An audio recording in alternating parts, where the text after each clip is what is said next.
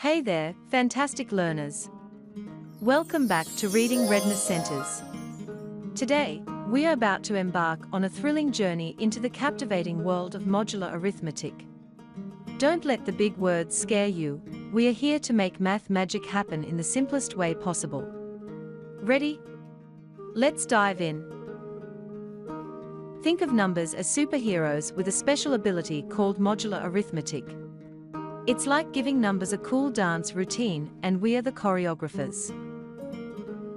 What is modular arithmetic? Imagine it's like a clock.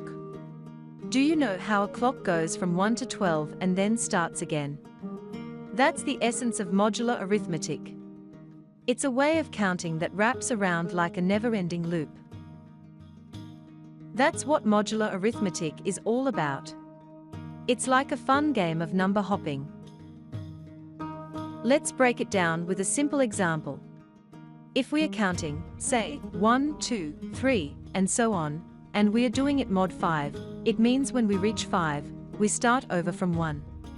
It's like a number adventure, isn't it? We call 5 the modulus. It's like setting the stage for our number dance. When we hit the modulus, the numbers do a quick spin and start afresh, keeping the rhythm going. Let's apply modular arithmetic to a real-life scenario. Imagine you have a bag of 7 toys, and you want to share them equally among 3 friends. How do you do it? Enter modular arithmetic. Each friend gets 2 toys, and there's 1 left. But wait, that 1 extra toy is like the remainder in our modular arithmetic dance. It doesn't quite fit into the groups of 3, so it stays behind, waiting for the next round. Imagine you're planning a playdate with your friend.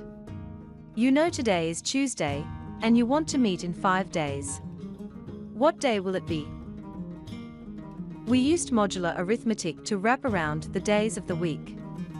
So, Tuesday plus 5 days equals Sunday. Now, let's use modular arithmetic to crack a secret code. This sentence reads, 3 is congruent to 5 in mod 2. This indicates that in the mod 2 universe, 3 and 5 are equivalent and represent the same entity. How precisely does that operate then? Here, let's examine this numerical line. We proceed to write the number 3 on this number line, thus there is a 3. We'll move forward now and place other numbers. Since we are working with mod 2 specifies the maximum amount of values we can have, which implies that mod 2 will only contain 2 values. As a result, the value in each mod begins at 0 and ends 1 number below the mod. Thus, 1 less than 2 is 1. Therefore, 0 and 1 are permissible values in mod 2. The values in mod 3 will be 0, 1, and 2. The values in mod 4 will be 0, 1, 2, and 3. Whereas the values in mod 5 will be 0, 1, 2, 3, and 4. As you can see, the pattern is now apparent.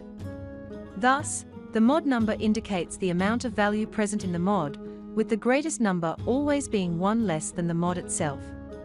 So how can we use the number line with these values? We begin at 0, and, for the time being, consider mod 2, where the possible values are 0 and 1. We began with number 0, and went on to number 1. However, number 2 is not one of the permissible values, so we go back to the beginning and this becomes 0 and 1. Thus, mod 2 assigns a value of 1 to 3 and a value of 1 to 5 as well. Therefore, in mod 2, 3 and 5 have the same value. This pattern can also be applied to negative numbers. Thus, in mod 2, negative 1 would have the value of 1, negative 2 would have the value of 0, and negative 3 would have the value of 1. As a result, when it comes to mod 2, negative 3, positive 3, and 5 all have a correspondence with number 1. Now let's examine this using mod 3. The identical methodology that we used for mod 2 will be applied to mod 3 when we plot the numbers. Thus, the value 0 is always 0. Then, we begin counting up in mod 3, So 1 is 1, 2 is 2 afterward, we wish to do 3. But since mod 3 is involved, the only values that may occur are 0, 1 and 2. We'll start over at 0, because we already have 2 here. 3 turns into 0, 4 turns into 1, and 5 turns into 2.